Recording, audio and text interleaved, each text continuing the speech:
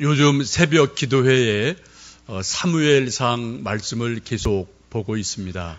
함께 동참하시는 분, 또 들으시는 분들 아시겠지만 요즘 쭉 함께 읽고 묵상하는 말씀의 내용은 다윗이 사울 왕에게 계속 쫓겨다니는 그러한 모습을 봅니다.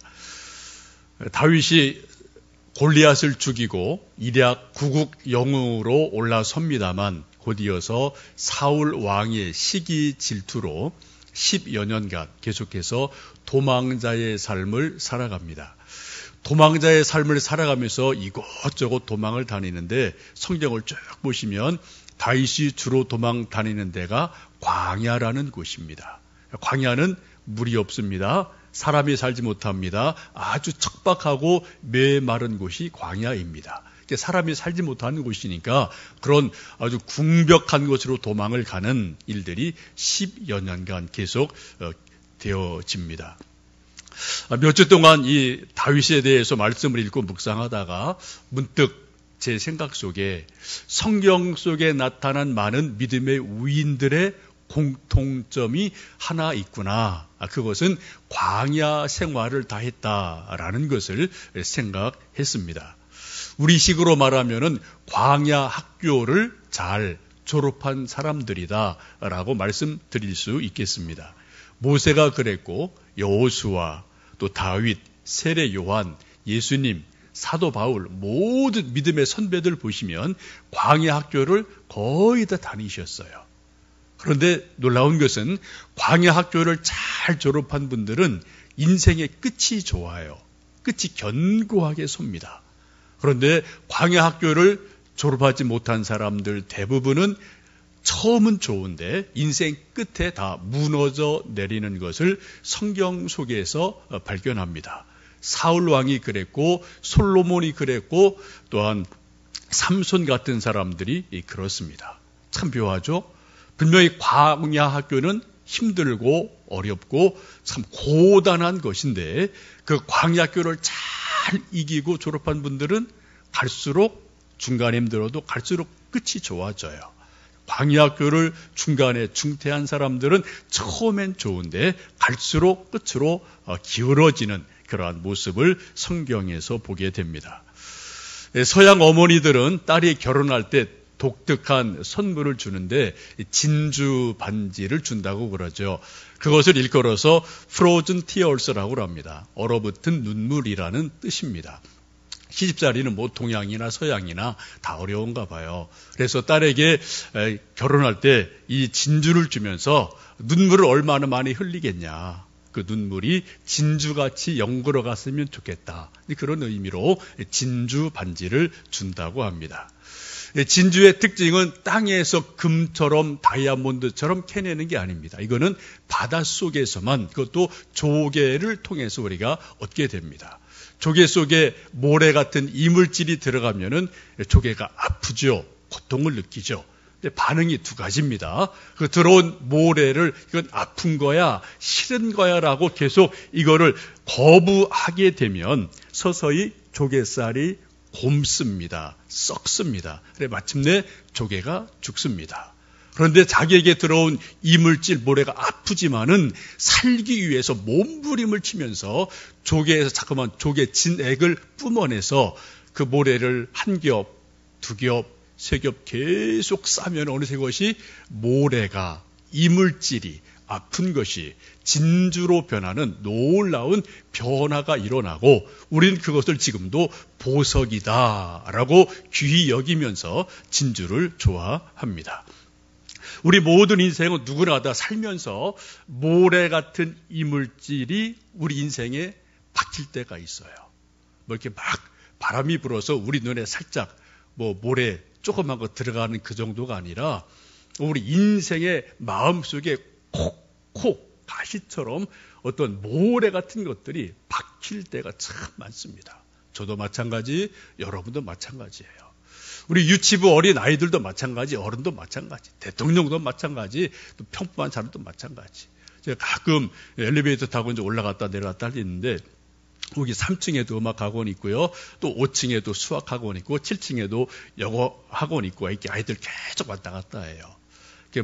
오후에 아이들이 밤까지 계속 왔다 갔다 하는데 아이들 제가 얼굴 보면은요, 막 행복해서 학원 가는 애들 거의 못 봅니다. 다 입이 이만큼 나와서 무거운 짐 들고 그러고 학원 애들 가지요. 아주 그냥 기뻐서 룰루랄라 가는 애들 여러분 열에 한두 명 될까 말까 그렇습니다. 다 엄마 아빠가 가 뒤에서 밀어 제끼니까 그냥 어쩔 수 없이 가는 거죠. 애들이 가서 피아노 치고 되지도 않는 영어 그거 하고 싶겠습니까? 놀고 싶고 게임하고 싶고 다 그러겠죠. 그러나 또 그들에게 뭔가 미래를 위해서 어쩔 수 없이 또 공부를 해야 되니까 하는 거고, 그들에게 그런 것들이 모래같이 아픈 것, 괴로운 것이 될지 몰라도 그것을 또 소망을 가지고 잘 만들어가면 또 그 아이들 인생 속에 또 하나의 진주들이 연결어가고 만들어 가지 않겠습니까? 우리 인생도 여러분, 저는 되대로 여러분대로 다 모래 알갱이 같은 고통이 있습니다. 때로 병들 때가 있습니다. 때로 자녀 문제 때문에 속상할 때 있습니다. 인간관계가 깨질 때가 있습니다. 그렇게 내가 애를 썼는데 경제 문제가 자꾸만 기울어질 때가 있어요. 사업이 안 될 때가 있습니다. 하나님께 그렇게 기도했는데 뭔가 속히 이루어지지 않을 때도 참 많습니다. 어떤 사람은 이 모래라는 고통, 고난을 가지고 진주를 만드는 사람이 있고, 어떤 사람은 이 모래라는 고난 때문에 인생이 무너져 내리는 사람도 있음을 우리가 주변에서 봅니다. 오늘 함께 읽으신 출애굽기 15장 말씀은 하나님께서 이스라엘 백성을 출애굽하시고 홍해를 건너게 하신 다음에 수르 광야에서 일어난 일입니다. 지도를 좀 보시면 이스라엘 백성들이 출애굽을 하게 되죠. 그리고 저쪽 이스라엘 약속의 땅 가나안까지 가려면은 약 15일이면 가는 직선 코스가 있습니다. 근데 하나님은 이상하게도 출애굽한 이후에 바로 약속의 땅으로 직행버스를 태우지 않으셨어요. 그리고 방향을 들어서 수르 광야, 마라, 엘림, 오늘 나오는 본문에 나오는 지명들이죠. 이곳으로 방향을 틀어서 얼마간요? 40년간 광야에서 방황하고 배회하게 합니다. 이 시나이 반도에 출애굽기에 나오는 광야가 5가지가 나오는데 오늘 수르 광야가 첫 번째 광야입니다. 앞으로 몇 번 더 나오는 그런 광야에 대해서 말씀을 드리겠습니다. 여러분 참 이상하죠? 하나님이 출애굽을 시키시고 약속의 땅 가나안을 약속했으면 바로 직행버스 태워서 쭉 그대로 약속의 땅 가나안으로 가면은 얼마나 좋겠습니까? 그런데 40년 동안 광야를 배회하도록 하고 계십니다. 광야는 물이 없습니다. 척박합니다. 사람 살기 정말 곤란한 곳이에요. 그런 곳으로 왜 하나님이 그들의 발걸음을 옮기셨을까요? 우리 사람들도 어디 먼 여행을 갈 때 누구나 다 직행버스 타기를 좋아합니다. 저도 가끔 서울 갈 때 전철을 타든 아니면 M버스를 타게 되는데, 근데 여러분도 가끔 타보시지만 여기 상현동, 죽전, 분당 빙빙 돌아가는 그런 버스도 있고요. 여기서 한 몇 군데만 들어가면 바로 고속도로 타는 M버스가 있습니다. 저도 그 버스 타거든요. 왜요? 빨리 가야 되니까. 이게 숏코스니까. 여러분 부산이나 광주나 강릉이나 멀리 여행 갈 때 국도 따라가는 빙빙 도는 그런 버스 여러분 안 타실 거예요. 다 빨리 가는 버스를 여러분 타고 싶으실 겁니다. 그게 우리 인간의 모든 사람들의 마음이죠. 숏코스를 좋아합니다. 직선 코스를 좋아합니다. 그런데 인생을 살다 보면 우리 인생이라는 것이 이렇게 숏코스로 되어지는 게 별로 없다는 것을 우리는 발견을 합니다. 여러분 광교까지 오시고 오늘 또 우리 광교 소망교회에서 예배를 드리시는데 이 광교 지역에 이 주변에 혹은 광교 소망교회 오시기까지 여러분이 숏코스를 딱 선택해서 오신 분은 거의 없으실 거예요. 살다 보니까 이사를 하고 또 친구를 따라서 이런 일 저런 일 때문에 어떻게 하다 보니까 광교 지역으로 여러분이 오시게 됐고 또 우리 교회까지 오셔서 오늘 같이 예배를 드리게 되셨습니다. 저 역시 마찬가지예요. 우리 모든 인생은 인생의 숏 코스, 직선 코스를 원하지만 살다 보면 그렇게 되는 일은 거의 없다. 우리가 예기치 않는 곡선이 많고 구부러진 길도 많고 비탈길도 많고 하나님이 우리를 완행버스를 태우시는 것처럼 이리로 저리로 돌고 돌리는 일들이 참 많다라는 것을 생각합니다.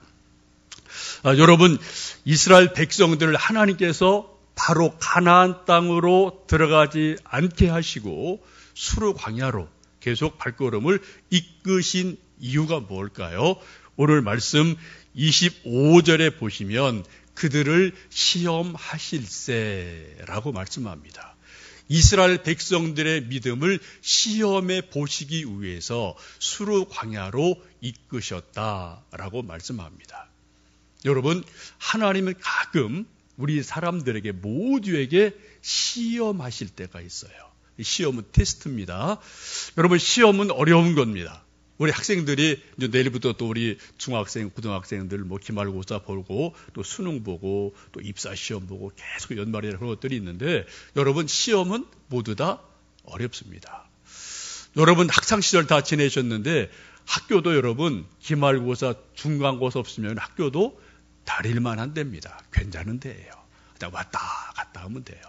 3년 되면 졸업장 주고 4년 주면 또 졸업장 주고 그렇게 하면 그냥 학교 괜찮은 데입니다. 다닐 만한 데예요.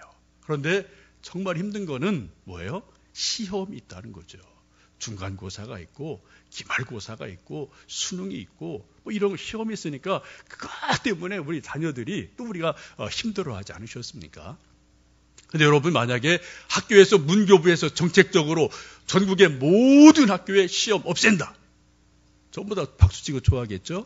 근데 그 결과가 무엇입니까? 학생들 실력은 전부 다 꽝이 되는 거예요. 공부하는 사람 거의 없겠죠? 여러분, 시험을 치러야지만 억지로라도 공부를 해서 자기 속에 진짜 실력이 생기게 되고 그것이 자기 인생을 세우게 되고 그 실력을 가지고 지식과 지혜를 가지고 이 험난한 세상을 이겨낼 수 있지 않겠습니까? 시험 없는 것이 당장은 좋지만 여러분, 길게 보면은 시험 없는 것은 그 사람을 결국은 헛되게 만드는 것이고요. 알맹이 없게 만드는 것이고요. 무너지게 만드는 일임에 틀림이 없습니다. 시험이 힘들고 고통스러운 일임에 틀림이 없지만 시험을 통해서 우리는 실력이 자랍니다. 지식이 자라고 지혜가 자라고 이 세상을 이길 용기가 일어나지 않겠습니까? 우리 믿음도 마찬가지 같아요. 하나님께서 우리를 예수님을 믿음으로 구원하시고 나서 바로 천국으로 직행버스를 태우시는 게 아니라 이 땅에 우리가 사는 동안에 하나님 나라를 만들고 세우도록 우리를 시험을 거시고 연단하시고 우리 이 세상에서 하나님 나라 세우는 하나님의 사람으로 우리를 자꾸만 세워가시고 연단하시고 훈련하시는 것을 볼 수 있습니다. 우리 여러분 성경에 나타난 많은 믿음의 선배들 보세요. 아브라함도 하나님이 시험하셨어요. 무엇으로요? 독자 이삭을 바쳐라. 가장 힘든 것으로 시험하셨어요. 다윗도 기름을 부으시고 10년간 광야 생활을 하게 하셨습니다. 모세도 40년간 광야 생활이 있었어요. 베드로도 또한 바울도 세례 요한도 다 광야 생활이 있었거든요. 그래서 광야 생활을 통해서 정말로 하나님을 믿는지에 대한 그 믿음의 진정성을 하나님은 때때로 테스트할 때가 있습니다. 우리는 이 광야 생활을 통해서 테스트를 통해서 우리 믿음이 진짜인 것을 하나님께 보여드리게 되고 산 믿음이 되고 정금 같은 믿음이 될 수가 있습니다.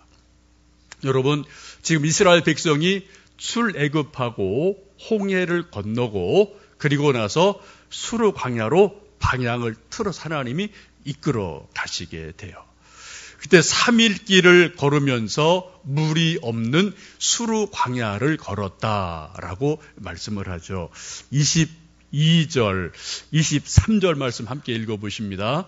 모세가 홍해에서 이스라엘을 인도하며 그들이 나와서 수르 광야에 들어가서 거기서 사흘 길을 걸었으나 물을 얻지 못하고 마라에 이르렀더니 그곳 물이 있어서 마시지 못하겠으므로 그 이름을 마라라 하였더라. 그런 3일 길을 걷는데 물이 없어요. 겨우 물이 있어서 가봤더니 우물 있는데 마라예요. 너무 써서 그 물을 먹을 수가 없어요. 입을 댔더니 막 복통이 일어납니다. 통증이 옵니다. 막 토할 것 같아요. 그런 쓴 물 마라를 마시게 됩니다. 이때 백성들의 반응이 무엇인가요? 그 다음 말씀 보시면은 모세를 원망했다라고 성경은 말씀합니다. 여러분, 지금 이 백성들이 마라에 이른 게 홍해를 건넌 후 며칠이라고요? 3일이에요. 3일. 3일간 광야를 걸었습니다. 그리고 우물 만났는데 그게 쓴 물이었어요. 그것을 본 이스라엘 백성들이 전부 다 하나님께 모세에 대해서 원망했다라고 말합니다. 우리말에 작심 3일이란 말이 있죠. 여러분, 성경에 작심 3일 다 있습니다. 이게 작심 3일이에요. 3일 전에 여러분 출애굽했습니다. 홍해 건넜습니다. 백성들이 할렐루야 노래하고 춤추는 거 여러분 앞에 보면 다 나오죠. 쏘고치고 춤추며 막 하나님께 찬양했어요. 3일간 광야를 걸었습니다. 물이 없었어요. 3일이 딱 되니까 사람들이 돌변을 합니다. 감사 찬송이 변해서 원망이 되고 불평이 돼요. 여러분, 이게 인간입니다. 제가 그렇고 여러분이 그래요. 나는 안 그래? 그렇지 않습니다. 홍해를 건넌 이스라엘 백성들이 그랬다고요. 여러분, 사람 너무 믿지 마십시오. 내 자신 너무 믿지 마십시오. 우리가 다 연약한 존재입니다. 환경만 조금 바뀌어도 뭐가 조금 일이 안 돼도 우리 마음속은 감사 대신에 원망, 불평, 낙심이 우리 속에 들어오는 것이 우리 타락한 인간의 본성이고 믿음 적은 인간들의 연약함임을 우리가 고백하지 않을 수가 없습니다. 여러분, 이스라엘 백성들의 첫 테스트 시험의 반응은 감사, 믿음이 아니라 원망이었다라고 성경은 말씀합니다. 광야 학교에 입학하고 나서 첫 테스트가 낙제점을 받은 거예요. 통과를 못한 거죠. 여러분, 어떤 이름을 알 수 없는 분이 쓴 한 재미있는 고백 시가 있습니다. 광야 학교에 입학했다라는 그런 내용인데 이런 내용입니다. 저는 광야 대학 고생과에 다니고 있습니다. 나는 아직도 이 학교에 다니고 있습니다. 성적이 별로 좋지 못해서 입학한 지 오래됐지만 아직 졸업을 못하고 있는 형편이지요. 내가 다니고 있는 학교의 이름은 광야대학교, 내가 다니고 있는 과는 고생과입니다. 총장님은 하나님이신데 대충 넘어가는 일이 절대로 없는 분이십니다. 그래서 컨닝하는 것도 불가능하고 시험을 볼 때에도 누군가의 도움을 받을 수가 없습니다. 광야학교 교과는 성령님이십니다. 교과 과목은 기다리는 훈련, 포기하는 훈련, 깨어지라는 훈련입니다. 내려놓는 훈련입니다. 하나님만 뚫어지게 바라보는 훈련입니다. 순종하는 훈련입니다. 위로부터 내려주시는 능력만으로 살아가는 훈련입니다. 학비가 비싸냐고요? 네, 좀 비싼 편입니다. 인생을 모두 걸어야 할 정도이니까요. 때로는 목숨까지도 저당 잡혀야 하니 결코 싸다고 할 수 없습니다. 지금 내가 배우고 있는 과목은 버리기입니다.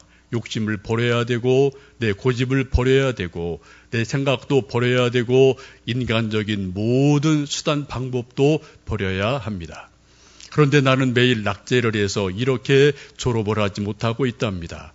이번에는 반드시 합격하리라 결심을 하고 도전해보고 있습니다. 합격하는 자에게는 졸업 선물이 주어지겠지요. 소망, 기쁨, 문제 해결이라는 은혜의 선물이 주어질 것입니다. 나는 그 선물을 받고 싶습니다. 어서 고생과를 졸업하고 헌신과에 들어가서 새로운 삶을 살고 싶습니다. 하나님, 한눈만 살짝 감아주세요. 졸업할 수 있도록 도와주세요. 이번 시험에는 꼭 합격할 수 있도록 제발 도와주시기를 바랍니다. 이젠 고생과 졸업하고 헌신과 충성과에 어서 들어가고 싶습니다. 하나님 아버지 잘 부탁드립니다. 아멘이십니까? 동의가 되세요? 제 기도예요. 어느 분이 썼는지 모르겠어요. 저도 이 기도를 어떻게 좀 보면서 참 어느 분인지 구구절절 옳은 고백이다 라는 생각을 하게 됩니다. 여러분, 이스라엘 백성들은 출애굽을 했습니다. 그리고 홍해를 건넜습니다. 엄청 놀라운 하나님의 은혜를 체험했어요. 근데 3일간 물이 없었어요. 쓴 물을 만났어요. 하나님의 시험에서, 첫 번째 시험에서 낙제하는 모습을 보게 됩니다. 이스라엘 백성만 그럴까요? 우리는 그렇지 않을까요? 글쎄 모르겠습니다. 여러분, 광야 학교의 고난의 유익이 무엇일까요? 그런 고난을 통하고 광야 학교를 다니면서 진짜 믿음이 된다는 거예요. 입으로 아멘 이게 아니고요. 머리로 아멘 이게 아니고 뼛속 깊은 곳에서, 영혼 깊은 곳에서 정말 우러나오는 어떠한 일을 만나도 하나님 옳습니다. 하나님이 맞습니다라는 하나님에 대한 절대 신앙, 이 믿음이 비로소 광야 학교를 거치면서 연단을 통해서 우리 속에서 진주처럼 만들어진다라는 것을 우리는 볼 수 있습니다. 욥이 그런 고백하지 않습니까? 23장에 내가 가는 길을 그가 아시나니 그가 나를 단련하신 후에는 내가 정금같이 되어 나오리라. 여러분, 욥 처음부터 대단한 분이에요. 엄청난 분입니다. 근데 그런 분이 연단을 통하며 하는 말이 뭐예요? 내가 정금같이 되어 나올 겁니다. 아직 정금이 안 됐다는 거예요. 자기가 자기를 알아요. 그래서 내가 이런 연단과 고난을 통해 비로소 내가 정말 순도 100%의 정금이 될 것입니다. 라는 것을 믿으며 바라보면서 고난을 이겨나가는 욥의 모습을 보게 됩니다. 요즘은 뭐 또 시절이 좋아서 다 우리 구두를 다 이제 기성품 신습니다만, 그래도 요즘 가끔 명품은 수제 구두라는 게 있죠. 수제 구두를 만드는 분들 얘기 들어보면은 정말 좋은 명품 만들려면요, 요 가죽을 많이 두드린대요. 수백 수천 번을 두드려서 가죽을 부들부들하게 만들어야지 발이 편하고 가죽이 오래 가고 질기죠. 여러분, 싼 구두 특징이 뭡니까? 가죽이 뻣뻣해요. 발이 아파요. 그리고 또 막 잘 터져버려요. 뻣뻣하니까. 정말 좋은 명품 구두는 많이 두들게 맞아서 가죽이 부드럽습니다. 질깁니다. 여러분, 혹시 다이아 반지 조그만 거라도 갖고 계신가요? 정말 가치 있는 다이아 반지의 특징이 뭔가요? 커팅을 수백 번 한다는 거예요. 계속 깎아서 빛이 나고 아름답게 만들어요. 한두 번 커팅하고 그건 싸구려입니다. 진짜 보석은 커팅을 수백 번 해서 빛이 나게 할 때 그 커팅 때문에 뭐가 된 거예요? 진짜 다이아몬드가 될 수가 있지 않습니까? 우리 인생도 그렇지 않을까요? 우리 믿음도 그렇지 않을까요? 우리가 맞기를 힘들어하고 커팅 당하는 것을 힘들어하지만 하나님은 광야 학교를 통해서 우리를 계속 두드리시고 깎아내시고 모란 것을 깎아내시면서 하나님 쓰실 만한 빛나는 존재로 우리를 만들어 가지 않으신가 싶습니다. 여러분, 이스라엘 백성들이 물이 없다고 원망한 것이 3일 만이에요. 3일만. 여러분, 우리 인생은 모두 다 원망, 불평이 다 있습니다. 어린 아이들도 있고요, 어른도 있고요, 대통령도 있고요, 농부도 있고, 다 필부 다 원망 없는 사람이 세상에 아무도 없어요. 근데 그 원망하는 세상에서 사람들 속에서 누가 지도자냐 아니냐를 알 수 있는 게 뭘까요? 오늘 말씀 보시면은 온 백성이 3일 동안 물이 없으니까 다 원망하고 일어서게 됩니다. 원망의 쓰나미가 몰려오고 있어요. 근데 딱 한 사람, 모세가 하나님 앞에 엎드립니다. 그리고 부르짖어 기도합니다. 여러분, 원망하는 것은 쉽습니다. 불평하는 것은 누구나 다 할 수 있어요. 오합지졸입니다. 그러나 그 원망하는 가운데서 지도자가 누구냐? 원망의 쓰나미가 몰려올 때 하나님 앞에 엎드러져서 하나님의 도우심을 구하는 사람, 그 사람이 지도자예요. 요즘 나라 지금 어렵습니다. 정말 한치 앞을 우리가 모를 정도로 복잡다단하죠. 여러분도 가정도 여러분 다 어려운 일이 있으실 거예요. 교회도 다, 한국 교회 다 어렵습니다. 회사도 다 지금 어려운 지경들이 있어요. 다 원망, 불평, 누구 뭐야라고 다 말할 수 있어요. 그때 진짜 지도자가 누굽니까? 만약 여러분 집에서 이런저런 일 때문에 막 엄마, 아빠, 아들, 딸 다 그냥 웅성웅성거리고 원망하고 있어요. 여러분, 원망해서 집이 일어납니까? 회사 일어나나요? 나라가 일어나나요? 교회가 일어나나요? 아니요. 원망의 쓰나미가 몰려면 다 그대로 침몰되고 말아요. 근데 그 원망의 쓰나미의 방향을 바꿀 수 있는 유일한 길은 하나님 앞에 엎드려져서 하나님, 우리 연약함을 불쌍히 여겨 주시고 우리를 구원해 주십시오라고 기도할 때 하나님은 그 원망의 쓰나미를 축복의 쓰나미로 바꿔주시고 하나님의 능력이 막 하나님의 기적이 임할 수 있습니다. 그게 지도자예요. 여러분 집에서 여러분 엄마 아빠 힘들고 한숨 쉴 때 초등학교 다니는 어린 꼬맹이가 믿음이 있어서 아이고 기도해야지라고 혼자 훌쩍거리고 집에서 기도했다. 걔가 그 집의 지도자예요. 걔가 그 집의 리더입니다, 여러분. 나이 많다고 리더가 아닌 거예요. 하나님의 진짜 지도자는 위기의 때, 어려울 때 하나님 바라보고 붙들고 훌쩍거리고 작은 믿으면 기도하는 그 사람이 영적인 리더입니다. 모세가 그랬어요. 지금 원망의 쓰나미가 막 몰려올 때 그때 하나님 앞에 엎드러져서 하나님, 우리를 불쌍히 여겨 주십시오. 그랬더니 하나님께서 그것을 풀어주시는 놀라운 일이 일어납니다. 여러분, 기도할 때 하나님이 역사합니다. 기도할 때 하나님이 개입하셔요. 인간의 능력이 아닌, 인간의 생각이 아닌 하나님의 방법으로, 하나님의 능력으로 우리 인생 가운데, 사건 가운데, 우리 사람 가운데 분명히 역사하십니다. 이게 우리 믿음 아니겠습니까? 이게 성경의 약속 아닌가요? 여러분, 힘들고 어려울 때 사람 보고 원망하지 마십시오. 하나님 바라보고 기도하시는 사람이 진정한 지도자가 될 줄로 믿습니다. 근데 모세가 부르짖어 기도할 때 어떤 일이 일어납니까? 하나님께서 한 나무를 가르쳐 주시면서 저 나무를 마라 쓴물에 넣어라 라고 말씀하시고 그 나무를 넣자 마라 쓴물이 단물로 변하게 됩니다. 그 나무가 무언가요? 우리는 알고 있죠? 예수님의 십자가입니다. 여러분, 우리 모두는 수르강에 어떤 물 없는 척박한 세상을 너나 할 것 없이 지금도 살아가고 있어요. 연말 내년 저 물에 아무도 모르죠. 어떤 일이 있을지. 그런 엄청난 메마른 땅을 우리는 걷고 있는데 그러한 땅을 걷고 있을 때 그 메마른 땅, 마라 같은 쓴물이 많은 인생을 살아갈 때 그것을 단물로 바꾸어 주시는 분은 딱 한 분, 예수님밖에 없어요. 예수님 말씀하기를 내가 곧 길이요 진리요 생명이니 나로 말미암지 않고는 아버지께로 올 자 없다라고 분명히 말씀을 하십니다. 예수님 안에만 생명이 있어요. 예수님 안에만 길이 있습니다. 예수님 안에만 진리가 있고 정답이 있습니다. 여러분, 우리가 인생 방향을 걷다가 왜 이렇게 내 인생이 안 풀리나, 왜 이렇게 꼬이는 게 많나, 이렇게 목마른 일이 많을까, 기대가 무너질 때가 참 많죠. 내가 나한테, 자식한테, 사람한테, 어떤 환경 때문에, 누구 때문에 그 무너질 때가 한두 번이 아니지 않습니까? 여러분, 그때 그 무너져 내리고 목마른 것을 어디에서 목축이시기를 원합니까?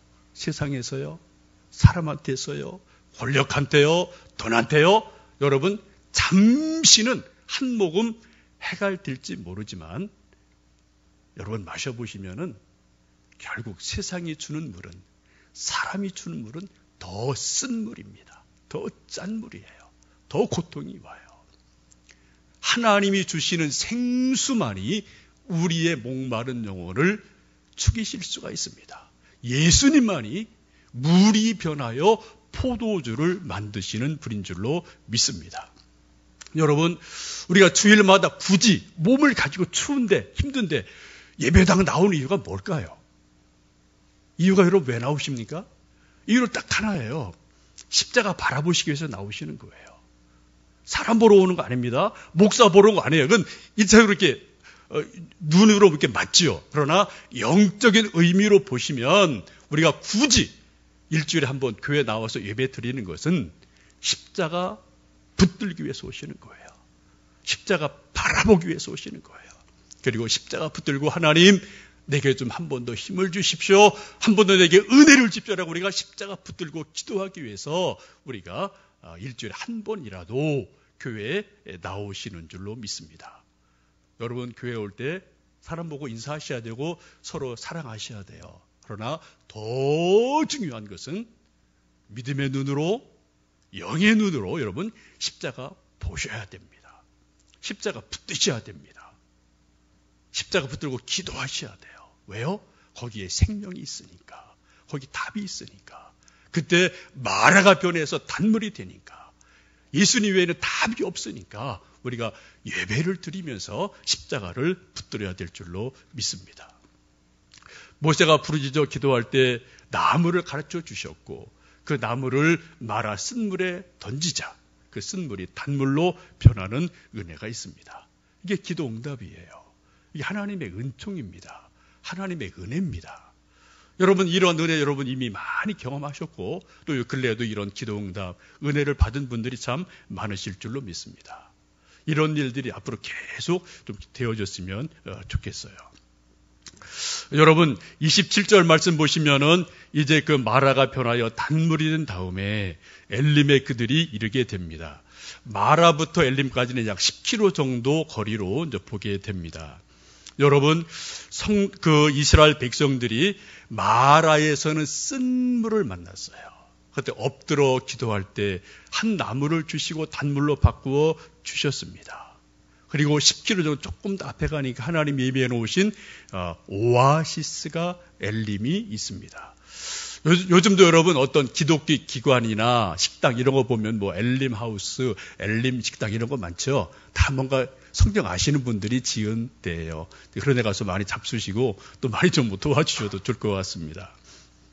여러분 우리가 조금만 더 믿으면 조금만 더 믿음으로 걸어가면 조금만 더 우리가 인내하면 조금만 더 우리가 믿고 기도하면 하나님이 우리 조금 앞에 엘림을 예비해 놓으시고 기다리신 줄로 믿습니다. 우리 많은 사람은 엘림까지 가기 전에 3일 수르 광야에서 마라 쓴물에서 포기를 해버려요. 거기서 그냥 걸음을 멈출 때가 참 많습니다. 아, 끝났다. 이제 마라구나. 끝났다라고 우리가 마라에서 포기할 때가 참으로 많습니다. 성도 여러분 혹시 우리 앞에 여러분 앞에 수르 광야가 있지 않으십니까? 마라의 쓴물이 있지 않으십니까? 그래서 이제 안 되네. 이제 끝났네라고 여러분 스스로 마음속으로 포기하고 원망이 우리 마음에 낙심이 우리 마음에 있지 않으십니까? 여러분 만약 원망하는 것이 낙심하는 것이 불평하는 것이 그것을 문제 해결하는 답이라면 우리는 일주일간 열심히 모여서 원망대회 하셔야 돼요. 불평대회 하셔야 돼요. 여러분 그래서 일 해결된 거 보셨습니까? 아니요. 다 함께 죽는 길밖에 없어요. 오늘 성경은 원망하의 쓰나미가 백성들부터 막 몰려올 때 모세가 땅에 엎드러져서 하나님 기도할 때 그때 한 나무를 가르쳐 주셨고 그리고 그것을 믿음으로 인내하며 앞으로 한 걸음 한 걸음 나아가자 10km 정도 좀 앞에서 엘림을 예배해 놓으시고 오아시스를 마련해 놓으시고 그들에게 시원한 물을 예비해 주셨습니다. 여러분 마라 같은 쓴 인생 수르 같은 척박한 인생을 살아가면서 때때로 힘들고 어려운 것 저나 여러분 이 세상 모두가 다 그렇습니다. 그러나 그럼에도 불구하고 우리가 믿음으로 한 걸음 한 걸음 나갈 수 있는 것은 하나님께서 수르강에 조금 저편에 마라 조금 저편에 그때 엘림을 예비해 놓으신 것이 있으시다. 이게 하나님의 은혜지 않습니까? 하나님의 섭리 아닙니까? 우리가 엘림에 이를 때까지 십자가 붙들고 한 번 더 기도하고 한 번 더 인내하고, 한 번 더 사랑하고, 한 번 더 격려하고, 한 번 더 힘을 내서 우리 모두 다 수르 광야를 지나서, 그리고 마라를 지나서 엘림까지 이르는 놀라운 은혜가 우리 모두에게 있기를 주님의 이름으로 축복합니다.